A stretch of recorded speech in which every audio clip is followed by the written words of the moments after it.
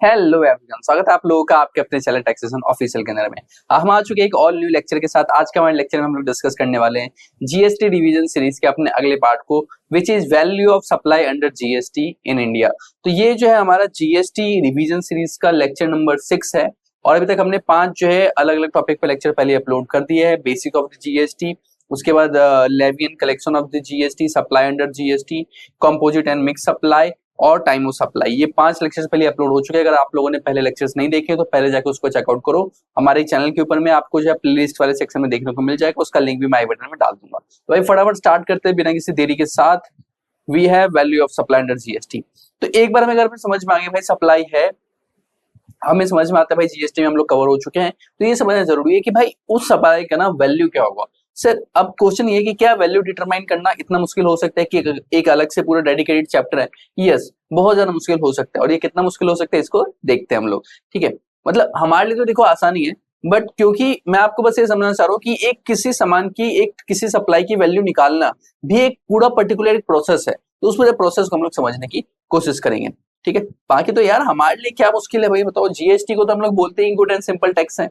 तो value of supply under the GST in India कैसे होता है डिफाइन? एक मिनट ये चल नहीं ना, मेरा जो पेन है वो आई गेस, हाँ अब ठीक है। Value of supply under GST in India कहते हैं सेक्शन नंबर 15 के अंदर स्पेसिफाइड है और रूल भी है हमारे पास 27 to 35। Establish how the taxable value of supply is determined, one of the most scrutinised and commercial significant aspect of GST compliance. भाई बहुत ज्यादा इंपॉर्टेंट है। क्यों इंपॉर्टेंट है? क्योंकि इसके ऊपर ही बहुत ज्यादा स्क्रूटनी बैठती है डिपार्टमेंट की और इसके ऊपर ही बहुत ज्यादा जो है कंप्लायंस का भी बर्डन इसके ऊपर में आता है। तो इस चीज को समझना बहुत ज्यादा हमारे लिए बहुत ज्यादा इंपॉर्टेंट होता है। कोर प्रिंसिपल्स की बात करते हैं। GST generally payable on transaction value. भाई नॉर्मली तो ट्रांजैक्शन वैल्यू पे ही होता है। जिस वैल्यू पे आपने ट्रांजैक्शन किया ना उसी वैल्यू पे जीएसटी आपका लगेगा। The actual price agreed between the buyer and seller. Buyer और सेलर ने जो प्राइस एग्री किया जिस पे ट्रांजैक्शन हो उसको माना जाएगा। लीगल फ्रेमवर्क सेक्शन नंबर 15 के अंदर में स्पेसिफाइड है, साथ में कुछ रूल्स भी है 27 to 35 जो इसके लिए इंपॉर्टेंट है। Wide matters even a small valuation error directly impact the GST level. क्योंकि भाई छोटा भी अगर आप गलती करोगे तो आपके जीएसटी की लेवलिटी के ऊपर इंपैक्ट पड़ेगा। अगर आपने वैल्यू गलत निकाली, जीएसटी आप गलत जमा कराओगे और बाद में अगर पता लगा भाई जीएसटी डिपार्टमेंट ने स्क्रूटनी करके आपकी वैल्यू अलग निकाली, तो जो एक्स्ट्रा जीएसटी बनेगा उसको फिर लेट फीस के साथ जमा कराना पड़ेगा, इंटरेस्ट भी उसके ऊपर लगेगा, है ना। तो कोई फायदा नहीं है भाई, पहले से ही डिटरमाइन करके चलेंगे ना। ठीक है, कहते हैं transaction value the foundation of GST of valuation. भाई सबसे ज्यादा इंपॉर्टेंट अपने लिए ट्रांजैक्शन वैल्यू, क्योंकि ज्यादातर मैं कह रहा हूं ज्यादातर जो जीएसटी की वैल्यू निकल के आती है वो ट्रांजैक्शन वैल्यू निकल के आती है। सप्लाई की वैल्यू हमारी ट्रांजैक्शन वैल्यू होती है। तो what is the transaction value? Actual price paid, जिस प्राइस के ऊपर आपने ट्रांजैक्शन किया, जो आप पे कर रहे हो या जो आप रिसीव कर रहे हो एज अ सेलर, जो बायर पे कर रहा है। एक्चुअली पेड और payable by supplier of the goods and services between the buyer and seller. Buyer और सेलर के बीच में जो हो रहा है। कंडीशन टू सेटिस्फाई, पहले पार्टी इज अनरिलेटेड। भाई पार्टी का अनरिलेटेड होना चाहिए और price is the sole consideration. मतलब सर ऐसा नहीं कि पार्टी दोनों के दोनों रिलेटेड है। अगर आपस में दोनों रिलेटेड पार्टी हैं तो क्या होगा, ट्रांजैक्शन कम वैल्यू में भी हो सकते हैं। जैसे अगर मेरी एक मोबाइल फोन की शॉप है और मेरा दोस्त आगे मोबाइल फोन लेने के लिए, तो मैं उसको सेम प्राइस पे थोड़ी बेचूंगा। मैं उसको कहूंगा यार कोई बात नहीं, अब बाकियों के लिए 5,000, तेरे लिए 10,000 नहीं, मतलब बढ़ा के नहीं बेचूंगा यार। 5,000 है तेरे लिए 500 रुपए, है ना। ऐसे करके हमने कर दिया यार दोस्ती यारी में, यार कोई बात नहीं तो 500 ले जा, कोई दिक्कत वाली बात ही रख ले। अब क्या मैं ऐसा भी कर सकता हूँ, बट ऐसा अगर करेंगे तो गवर्नमेंट का तो रेवेन्यू का लॉस हो जाएगा ना। तो रिलेटेड नहीं होना चाहिए। प्राइस या सोल कंसिडरेशन, सिर्फ और सिर्फ प्राइस सोल कंसिडरेशन होना चाहिए। ऐसा नहीं कि मैंने उसके, अगर मैं गया एक दुकान पे फोन खरीदने के लिए और मैंने उसको अपना पुराना फोन दिया और मैंने कुछ पैसे दिए, तो क्या प्राइस सोल कंसिडरेशन है? नहीं सर, इसमें फोन भी तो आपने दिया ना, उसकी वैल्यू भी डिटरमाइन करनी पड़ेगी। And price is actually paid और पेबल, और जो पैसा है वो एक्चुअल में पे किया गया है या पेबल होगा, फ्यूचर में पे किया जाएगा या पे हो चुका है, तो फिर ये हमारा अप्लाई होगा कि भाई ट्रांजैक्शन वैल्यू बनेगी। ठीक है, 3 कंडीशंस है हमारे पास। सबसे पहले अनरिलेटेड पार्टी, दोनों के दोनों अनरिलेटेड होने चाहिए। दूसरा हमारे पास कंसिडरेशन जो है सोल कंसिडरेशन प्राइस ही होना चाहिए। और तीसरा है कि एक्चुअली उसकी पेमेंट होगी, या तो अभी हुई है या फ्यूचर में पेमेंट होगी। ठीक है, ये 3 इंपॉर्टेंट है। Mandatory inclusions and exclusions. भाई अब कहते हैं भाई कुछ चीजों को इंक्लूड किया जाता है आपकी वैल्यू के अंदर में और कुछ चीजों को एक्सक्लूड किया जाता है। सर क्या क्या इंक्लूड होता है, क्या क्या एक्सक्लूड होता है? तो required section number 15 subsection 2 requires certain amount to be compulsory added to the taxable value to ensure GST is charged on the complete commercial value of transaction, ताकि जो जीएसटी है वो कंप्लीट वैल्यू के ऊपर charge किया जा सके, इसलिए ये इंपॉर्टेंट होती है। ठीक है। तो टैक्स ड्यूटी एंड लेवाइज कहते हैं एनी टैक्सेस ड्यूटी और फीस और charge levied under any law other than the GST must be included. तो उसको आप इंक्लूड करके रखो, कोई दिक्कत वाली बात नहीं। देखो मैंने कोई सामान खरीदा, यहाँ पे लिख देते हैं, मैंने कोई सामान खरीदा 10,000 का और उसके ऊपर मैंने टैक्स जमा करवाया 1,000 का। तो अभी सामान की वैल्यू कितनी है सर? सामान की वैल्यू 11,000। अगर मैं 5,000 का प्रॉफिट जोड़ता हूं तो अब अगर मैं सामान बेचूंगा कितने का बेचूंगा सर? मैं 16,000 का बेचूंगा। कोई दिक्कत? कोई दिक्कत नहीं। अब समझो, अगर वो जो 1,000 रुपए मैं 5,000 का प्रॉफिट मार्जिन लेके चल रहा हूं, अगर वो 1,000 रुपए जीएसटी नहीं है, कोई दूसरा टैक्स है, तो ऐसे पॉइंट में तो ये कैलकुलेशन बिल्कुल ठीक है। बट अगर वो जीएसटी है ना 1,000 रुपए, तो उसका तो आपको आईटीसी मिल जाएगा ना, तो वो ऐड नहीं होगा। 10,000 के ऊपर 5,000 का प्रॉफिट ऐड होगा और नया जो सेल वैल्यू बनेगा 10,000 पे 5,000 का प्रॉफिट ऐड होगा, नया जो सेल वैल्यू बनेगा वो 15,000 ही बनेगा। ये केस होता है। ठीक है, फिर से बताता हूँ, अगर जो 1,000 का टैक्स मैंने पे किया अगर वो जीएसटी नहीं है तब तो पहली वाली कैलकुलेशन ठीक है, 11,000 का आपका खरीद है, 5,000 का प्रॉफिट है, 16,000 रुपए आप सामान बेच दो, कोई दिक्कत वाली बात नहीं। बट अगर वो 1,000 रुपए आपका जीएसटी है तो फिर वो इंक्लूड नहीं होगा, फिर आपका 10,000 पे 5,000 का प्रॉफिट ऐड होगा और आप 15,000 में सामान बेचो, क्योंकि उस 1,000 का आपको आईटीसी मिल जाएगा। ठीक है जी। तो अगर कोई भी जीएसटी के अलावा है तो उन सबको इंक्लूड किया जाता है, बट जीएसटी को इंक्लूड नहीं किया जाता। इंसिडेंटल एक्सपेंसेस जैसे कि पैकेज है या लोडिंग है, फ्रेट है, इंश्योरेंस है, कमीशन है, ऐसा कोई भी चार्जेस है आर इंक्लूडेड। इन सबको भी हम अपने प्राइस के अंदर में इंक्लूड करके चलते हैं, ऐसा नहीं कि उसको हटा के उसको भी इंक्लूड करके चलेंगे। Recipients expense sir where a supplier is liable for an expense but the recipient paid directly. देखो मैंने एक सामान बेचा 10,000 का और मैंने उसको बोला भाई 5,000 रुपए तो मुझे दे दे और 5,000 रुपए किसी बी नाम के पर्सन को दे देना जिसको मुझे पैसे देने, उसको मुझे बी को मैं पैसे देने, मतलब 5,000 मैंने इसको बोला 5,000 तो मुझे दे दे, बचे 5,000 रुपए उसको दे दे। तो क्या मैं बोलूं मेरी ट्रांजेक्शन वैल्यू सिर्फ 5,000 है? नहीं सर, ट्रांजेक्शन वैल्यू 10,000 है। क्यों? क्योंकि बी ने जो 5,000 रुपए सॉरी जो क्लाइंट ने कस्टमर ने जो 5,000 रुपए पे किया बी को, सर बी को भी तो जो पे किया वो तो मेरा ही खर्चा था ना, तो मेरा खर्चा उसने बी को पे किया, तो फिर क्या माना जाएगा सर? उसको भी इसके अंदर में इंक्लूड किया जाएगा। ठीक है, उसको भी ऐड ऑन कर दो। ठीक है, the amount form directly part of the taxable value. ठीक है, इंटरेस्ट के लेट फीस या सब्सिडीज ये भी ऐड ऑन होते हैं, बट ये बाद में ऐड ऑन होते हैं। जिस टाइम पे इंटरेस्ट लगेगा या लेट फीस लगेगा उस टाइम पे इसको ऐड ऑन किया जाता है, जो हम पिछले वाले लेक्चर में हम डिटेल में समझ रहे थे कि भाई लेट फीस वगैरह का क्या कॉन्सेप्ट होता है। तो अगर आपने पिछला लेक्चर नहीं देखा तो पहले जाके उसको चेकआउट करो। डिस्काउंट अंडर जीएसटी, भाई डिस्काउंट भी लगता है। अगर डिस्काउंट लग गया तो क्या जीएसटी डिस्काउंट के ऊपर लगेगा नहीं लगेगा? अब ये केस समझो, देखो 10,000 का मैंने सामान खरीदा और इसके ऊपर मान लो 500 रुपए का जीएसटी 5% के हिसाब से, तो सर इसकी वैल्यू कितनी बनी? 10,500। अब दुकानदार कहता है कि मैं आपको 10% का डिस्काउंट दूंगा। क्या देगा? 10% का डिस्काउंट। तो क्या वो 10% डिस्काउंट मुझे 10,500 के ऊपर देगा, यानी कि 105 रुपए का डिस्काउंट देगा, या वो 10,000 के ऊपर 10% डिस्काउंट देगा 100 रुपए का? ये बताओ किस पे डिस्काउंट देगा सर? वो डिस्काउंट देगा 10,000 के ऊपर में, ना कि 10,500 के ऊपर में, क्योंकि 10,500 के अंदर में 500 रुपए का तो टैक्स है ना, तो टैक्स के ऊपर वो थोड़ी डिस्काउंट दे देगा। उस डिस्काउंट किसे देगा? सिर्फ टैक्सेबल वैल्यू के ऊपर देगा। तो पहले 10,000 में से डिस्काउंट माइनस होगा, फिर बचेगा हमारा 9,900 रुपए, फिर उसके ऊपर में 5% जीएसटी हम कैलकुलेट करेंगे। भाई 5% जीएसटी आपको कितना बनेगा? तो आई थिंक 495 बनेगा। हाँ 495 बनेगा। तो आपकी जो वैल्यू निकल के आएगी वो आपकी वैल्यू निकल के आएगी 10,495।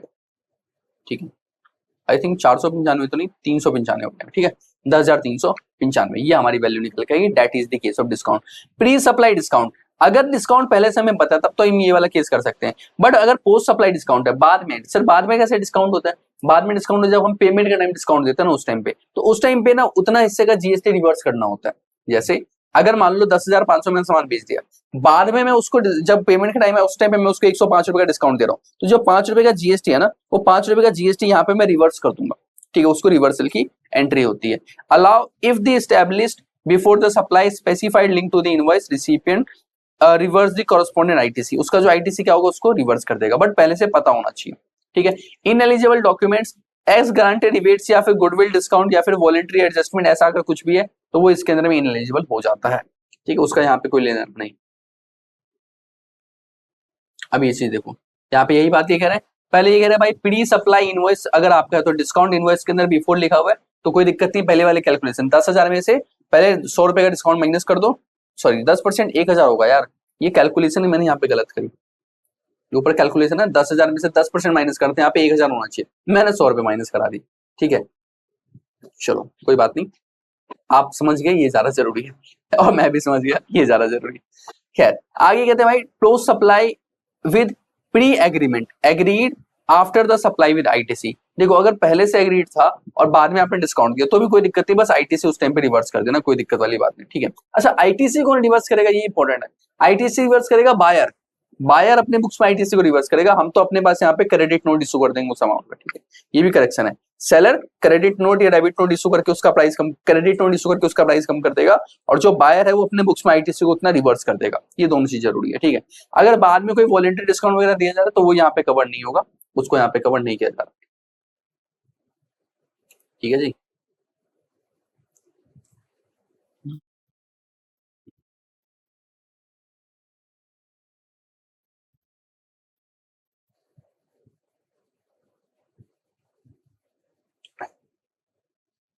एक सेकंड, ये थोड़ा ज्यादा जूम हो गया, ये ठीक है आई गेस। रिलेटेड पर्सन और डिस्टिंक्ट पर्सन या फिर वैल्यूएशन ऑफ सच ट्रांजेक्शन क्या क्या होगा भाई। तो सबसे पहले कहते हैं who is a related person, सबसे पहला सवाल भाई रिलेटेड कौन है। तो रिलेटेड कहते हैं भाई related person means person related if they are officer और डायरेक्टर, अगर आप उस कंपनी के अंदर ऑफिसर और डायरेक्टर तो रिलेटेड हो, या आपके पास उस कंपनी के कंट्रोल है मतलब मालिक हो भाई, मोर देन 50% आपके पास शेयर्स हैं, इक्विटी है तो आप हो, या फिर अगर आप उसके फैमिली या एम्प्लॉयमेंट के अंदर में आते हो तो भी आप रिलेटेड की कैटेगरी में आ जाओगे। सर डिस्टिंक्ट पर्सन कौन होता है। डिस्टिंक्ट पर्सन मतलब ऐसे लोग जो कि अलग माने जा रहे हैं for the purpose of GST only, under GST registration obtain in different state by different PAN, same PAN sorry, एक ही पेन के ऊपर अलग अलग स्टेट में अलग अलग जीएसटी लेना होता है। और अगर आप एक स्टेट से दूसरे स्टेट में सेम पेन के ऊपर ही ट्रांजेक्शन कर रहे हो तो भी इसको डिस्ट्रिक्ट पर्सन माना जाता है और उसमें भी जीएसटी का प्रोविजन डिस्ट्रिक्ट पर्सन मान के अप्लाई होता है। तो इसमें सर वैल्यूएशन कैसे होगा। सर वैल्यूएशन कहते हैं valuation prescribe the valuation hierarchy. पहले तो ले लो ओपन मार्केट वैल्यू, क्योंकि अगर ये आपका सेम देखो, अब अगर मैं अपने ही पैन कार्ड में एक बिजनेस मेरा यूपी में एक बिजनेस मेरा दिल्ली में है और दोनों में अगर मैं सामान बेच रहा हूँ तो हो सकता है ना कि मैं कम प्राइस पे सामान बेच दूं। इस टाइम पे चेक करो ओपन मार्केट वैल्यू क्या है। अगर ओपन मार्केट वैल्यू नहीं पता तो आप चेक करो value of like kind quality, same to same product अगर मैं मार्केट में किसी और से खरीदता हूँ तो उस टाइम पे उसका क्या प्राइस आता है वो चेक करो, ठीक है। अगर ये भी नहीं है तो फिर कॉस्ट मेथड है भाई, रूल 30 के अंदर में कॉस्ट मेथड लिखे वो कॉस्ट मेथड चेक करो, और फिर रूल 31 है हमारा रेसिडुअल मेथड, रेसिडुअल मेथड के ऊपर आप अप्लाई कर सकते हो। ये अपने पास 4 मेथड रहते हैं, ठीक है। अभी मेथड्स यहाँ पे आ रहे हैं अपने पास, आ रही क्या, आई थिंक मेथड्स यहाँ पे नहीं है, वो वाले मेथड्स नहीं है, बट हाँ ठीक है बेसिक बेसिक है कुछ। वैल्यूएशन इन अल्टरनेट मेथड या प्योर एजेंट केस में सबसे पहले नॉन मॉनेटरी कंसीडरेशन। अगर आपका नॉन मॉनेटरी कंसीडरेशन मतलब काइंड में किसी न किसी प्रोडक्ट के या सर्विस के बदले में अगर आपने सप्लाई किया तो when the consideration is the partly in money and partly in kind. तो एग्जांपल के केस में क्या होगा भाई, एक तो आप इसका ले लो तो प्राइस जो आपका प्राइस है, और जो काइंड वाली चीज है ना उसका आप निकाल लो ओपन मार्केट वैल्यू कि उसका ओपन मार्केट वैल्यू कितना है सामान का, वो आप यहाँ पे चेकआउट कर सकते हो, ठीक है जी। एजेंट वाले ट्रांजेक्शन क्या होगा, when the goods are supplied through a agent value is open market value और 90% of the price charge to unrelated customers. भाई अनरिलेटेड कस्टमर से जो आप प्राइस चार्ज करोगे तो उसका 90% या ओपन मार्केट वैल्यू जो भी रहेगा वो आपकी इस केस में अप्लाई हो जाएगा। कॉस्ट मेथड कहता है, कॉस्ट मेथड सिंपली सेज कि भाई आप क्या करो, अपना जो प्रोडक्ट है जो आपकी उसकी कॉस्ट आ रही है ना उसमें आप मान के चलो आपका 10% का प्रॉफिट होता है।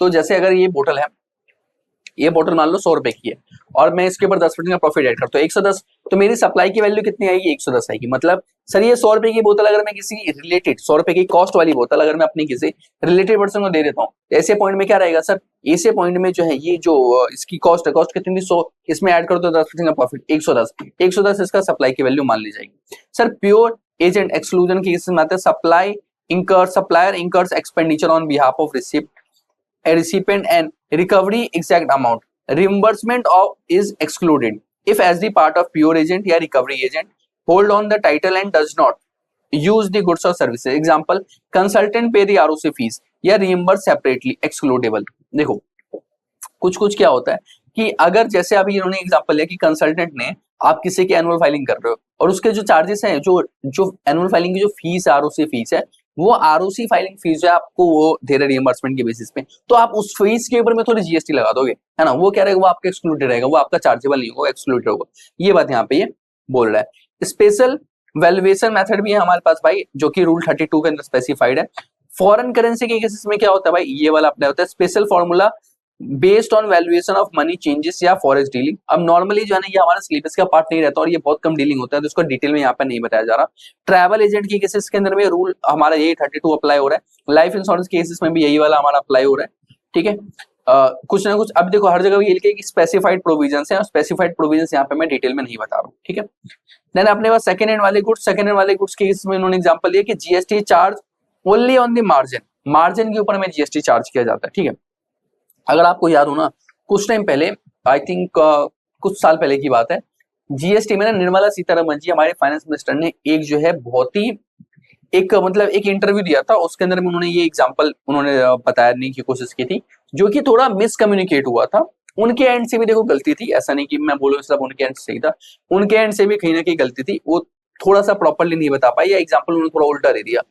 अब हुआ क्या, उस टाइम पे जो मीडिया वगैरह थे, मीडिया वाले भी आगे भाई बड़े बड़े जो है, मतलब नाम नहीं लेना चाहिए बट बड़े बड़े मीडिया हाउसेस, उसके अंदर में बहुत सारे ऐसे भी लोग थे जो कि चार्टर्ड अकाउंटेंट वगैरह भी थे, वो लोग भी उसके बारे में आके देख लें कि भाई ये चीज बता रही है, ये चीज गलत कर रहे हैं, ठीक है। अच्छा हुआ क्या, तो पूरा इंसिडेंट मैं आपको बताता हूँ। इसमें आके उन्होंने एग्जांपल दिया कि जो सेकंड हैंड अगर आप व्हीकल बेच रहे हो, सेकंड हैंड व्हीकल बेचने के ऊपर भी जीएसटी लगेगा। और उन्होंने क्या एग्जांपल दिया, गलती से एग्जांपल दिया कि अगर आपने 10 लाख की कार खरीदी और अगर आप उसको 5 लाख में बेच रहे हो, तो जो बचा हुआ जो 5 लाख है, ठीक है, 10 लाख की कार आपने 5 लाख में बेची, जो बचा हुआ 5 लाख है उसके ऊपर आपको टैक्स भरना पड़ेगा। ये बात उन्होंने बोली थी, जो कि मिस इंटरप्रेट कर दिया, ऐसा नहीं है भाई कि उसके ऊपर लगेगा, ठीक है, उसके ऊपर नहीं लगेगा, वो अलग चीज है। तो उसको ऐसे मिस इंटरप्रेट कर दिया था, तो बहुत ज्यादा फेमस था, आप लोगों ने भी जरूर देखा होगा, नहीं भी देखा तो कोई दिक्कत वाली बात नहीं भाई। यहाँ पे कहते हैं कि मार्जिन स्कीम है, GST charge only on margin. जैसे आपने परचेज किया 4 लाख में, अगर आपने उसको बेचा 5 लाख के ऊपर में, तो ये जो 1 लाख का जो एक्स्ट्रा मार्जिन है ना, जो आपने प्रॉफिट कमाया, जैसे हमारे केस में 10 लाख का अगर आप 15 में बेचे, जो 5 लाख का प्रॉफिट हो उस प्रॉफिट के ऊपर आपको लगेगा। ये बात वो बोलना चाहती थी, बट उन्होंने गलती से लॉस के ऊपर में बोल दिया कि भाई लॉस जो 5 लाख है उसके ऊपर जीएसटी लगेगा।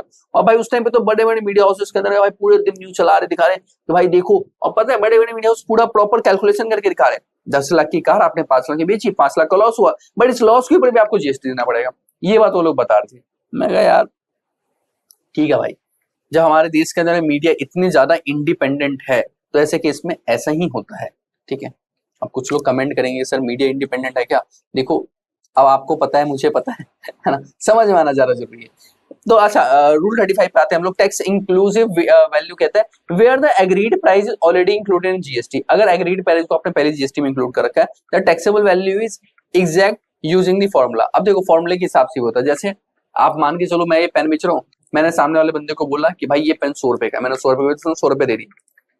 अब क्या है, मैं ये कहना चाह रहा हूँ कि जो 100 रुपए है इसमें जीएसटी पहले से इंक्लूडेड है, मैंने उसको अलग से नहीं बताया कि भाई एग्जाम्पल 90 रुपए का पेन है, 10 रुपए का जीएसटी, मैंने अलग से नहीं बताया, मैंने उसको बोला 100 रुपए का ही सामान है, मैंने उसको बेच दिया, अब इसके ऊपर जीएसटी है। तो सर जीएसटी कैसे निकालेंगे, तो रिवर्स फॉर्मूला, जैसे मैथमेटिकल केस में करते थे ना, रिवर्स फॉर्मूला लगाओ। जैसे एग्जाम्पल देखो 110 रुपए मैंने वैल्यू बताई और मान लेते 10% जीएसटी का रेट है, तो सर कैसे निकलेगा, अगर आपको जीएसटी निकालना है इसका 10% निकाल लो, 10 बाई 110 कर दो, तो सर कितना आएगा 10। 10 रुपए क्या है सर, जीएसटी की वैल्यू।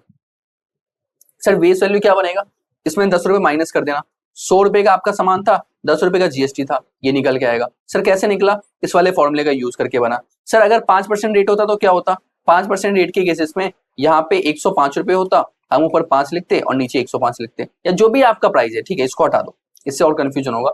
जिस भी वैल्यू है, जो भी आपकी वैल्यू है, वैल्यू मल्टीप्लाई अगर 5% है तो 5 बाई 105 कर देना, 10% 10 बाई 110 कर देना, तो आपकी वैल्यू आ जाएगी। ये फॉर्मूला जो कि यहाँ पे इन्होंने एक्सप्लेन करने की कोशिश किया है भाई।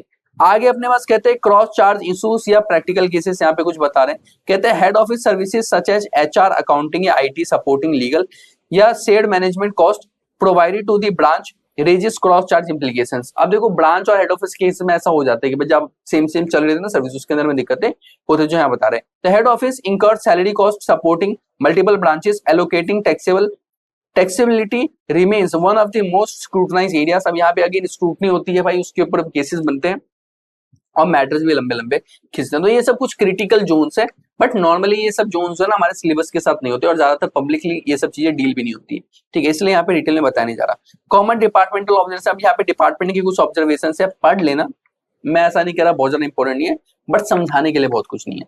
केस स्टडी यहाँ पे उन्होंने कुछ केस स्टडी दिया, जैसे इंसिडेंटल एक्सपेंसेस कहते हैं अगर सामान 1 लाख का है और उसके पैकेजिंग के 5,000 लगे और फ्रेट के उसके 10,000 लगे, तो सामान की वैल्यू 1,15,000 मानी जाएगी, ये बात यहाँ पे बता रहे हैं, ठीक है। प्री सप्लाई डिस्काउंट जैसे में कहते हैं भाई 2 लाख का था और डिस्काउंट आपको पहले से पता है 20,000 का है, तो भाई पहले माइनस करके 1,80,000 ही आपकी वैल्यू बनेगी, ठीक है। ब्रांच ट्रांसफर के केसेस में और प्योर एजेंट केसेस में यहाँ पे लिखा है, पढ़ लेना भाई, ठीक है। उसके बाद भाई कुछ कंप्लायंसेस की अगर मैं बात करता हूं तो क्या क्या चीजें आपको चेक करके चलना है। तो भाई कभी भी अगर आप लोग डील कर रहे हो ऐसे किसी वैल्यूएशन वाले ट्रांजेक्शन के साथ, तो सबसे पहले क्या चेक करना, सप्लाई और रिसिपिएंट जो है अनरिलेटेड है या नहीं, ये चेक कर लेना। क्या प्राइस होल कंसिडरेशन है या नहीं, ये चेक कर लेना। उसके बाद फिर आप चेक करो कि फ्रेट, पैकेजिंग या इंसिडेंटल जो भी खर्चे हैं वो क्या है और क्या उसको इंक्लूड किया गया है नहीं किया गया है। डिस्काउंट करेक्टली एडजस्ट हुआ है नहीं हुआ, प्री डिस्काउंट पोस्ट डिस्काउंट इसको डिपेंड करता है। और रिलेटेड पार्टी या ब्रांच वाले केसेस के अंदर में क्या होगा, ये केसेस हैं कुछ, ठीक है। तो भाई यहाँ पे आके हमारा चैप्टर होता है कंप्लीट। अगर मैं रिविजनल पर्पस से बात करूं तो हमने समझा ट्रांजैक्शन वैल्यू जो कि स्पेसिफाइड था सेक्शन 15(1) के अंदर में, कुछ इंक्लूजन्स हैं और कुछ एक्सक्लूडेंस वगैरह थे, उस हमारे था सेक्शन 50 सबसेक्शन 15 सेक्शन सबसेक्शन 2। उसके बाद जो है डिस्काउंट वगैरह हमें है सेक्शन 15 सबसेक्शन 3 के अंदर में। मॉनेटरी कंसिडरेशन के केसेस में क्या होगा, रूल 27 अप्लाई होगा। रिलेटेड या डिस्टिंक्ट पर्सन में केस में रूल 28 अप्लाई होगा। एजेंट वाले केसेस में रूल 29 लगेगा। कॉस्ट मेथड रूल हमारा 30 लगेगा। रेसिडुअल मेथड में हमारा रूल 31 लगेगा। उसके बाद हमारे पास फॉरेन फॉरेक्स के केसेस में रूल 32 लगता है। प्योर एजेंट रूल 33 का है। टैक्स इंक्लूसिव वैल्यू के अंदर में रूल हमारा 35 लगता है। ब्रांच ट्रांसफर हमारा अलग हो गया और गवर्नमेंट सब्सिडीज को एक्सक्लूड किया जाता है। ये बात पहले नहीं लिखी थी, बट अगर आपको गवर्नमेंट ने कोई सब्सिडी दी है ना तो उसको इंक्लूड मत करना वैल्यू में, वरना फायदा क्या होगा। जैसे अगर एक ट्रैक्टर है जो कि बेचा जा रहा है 25 लाख रुपए का और गवर्नमेंट उसमें 5 लाख की सब्सिडी दे रहे हैं, तो 5 लाख पहले माइनस करो ना, तब जीएसटी लगाना, वरना क्या फायदा होगा भाई अपना सब्सिडी देने का गवर्नमेंट को, ठीक है। हाँ जी, तो आई होप आप लोगों को समझ में आएगा। अगर आपके कुछ भी डाउट एंड क्वेरी है वैल्यू ऑफ सप्लाई वाले इस वाले जो भी हमने टॉपिक समझे इसके रिलेटेड, तो आपको क्या करना है, बस आपको नीचे कमेंट कर देना और आपकी क्वेरी को रिजॉल्व किया जाएगा। और अगर आप लोगों को भाई ये जीएसटी सीरीज अच्छी लग रही है और अगर आप चाहते हो कि इसको और जरा डिटेल में बनाया जाए या कुछ और नए नए टॉपिक्स इसके अंदर में कवर किए जाए, ये सब बताते रहो। वैसे हमने एक पूरे का पूरा अपना एक सेट बना रखा है, उसके अकॉर्डिंग और भी बहुत सारे लेक्चर्स आने वाले हैं रेगुलरली इसी चैनल के ऊपर में। बट अगर आपके भी कुछ सजेशंस वगैरह तो भाई कमेंट बॉक्स ओपन है, फटाफट जाके कमेंट करो और फिर मिलते हैं हम लोग किसी नए लेक्चर में।